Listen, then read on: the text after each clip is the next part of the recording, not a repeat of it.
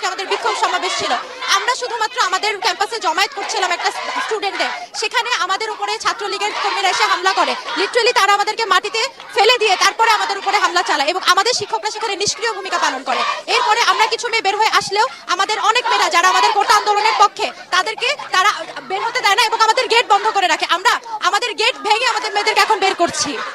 ছাত্রলীগ কর্মীরা হামলা করছে আমাদের সাধারণ শিক্ষার্থীদের উপর, যাতে তারা হল থেকে না বের হতে পারে, কোটা আন্দোলনে যোগ না দিতে পারে। আমরা কোঠার বিপক্ষে অবস্থান করছি, কারণ আমরা এত বছর পড়াশোনা করার পরেও চাকরির ক্ষেত্রে আমাদের মেয়েরা যদি পিছিয়ে থাকে সেটা তো আমরা মেনে নিব না। আমাদের হল থেকে বের হতে দিচ্ছে না, হল থেকে আমাদের আটকায় রাখছে। হলের গেট বন্ধ, আপনারা দেখছেন এই গেটও বন্ধ ছিল। এই গেট আমরা ভেঙে ফেলছি, কিন্তু হলের আমাদের না ক্যাম্পাসের মধ্যে ঢুকতে দিচ্ছে না, আমাদের ক্যাম্পাস থেকে বের হতে দিচ্ছে। আমরা হলের পলিটিক্যাল পার্সন থেকেও আমাদের একটা প্রয়োগ করা হচ্ছে প্রেশার, আর ম্যামরা হচ্ছে কি বের হতে দিচ্ছে না, হল কর্তৃপক্ষ বের হতে দিচ্ছে না।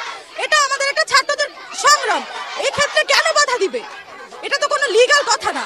তারা ছাত্রলীগের উচিত বা হচ্ছে আমাদের ম্যামদের উচিত আমাদের পাশে দাঁড়ানো, সেক্ষেত্রে কেন আমাদের বাধা দিচ্ছে? এটা তো দেশের রাজনীতি হইতে পারে না।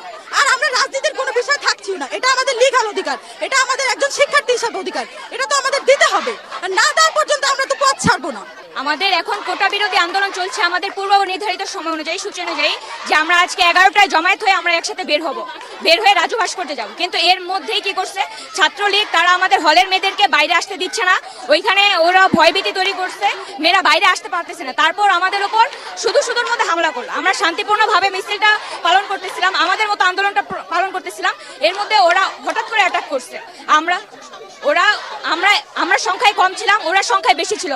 একটা মেয়েকে গায়ে হাত তুলছে, চুল ধরে টানছে, কিল ঘুষি দিচ্ছে, ইভেন আমাকে গাড়ির সাথে ধরে ধাক্কা দিতেছিল, আমার মাথা ধরে 4-5 বার গাড়ির সাথে ধাক্কা দিছে।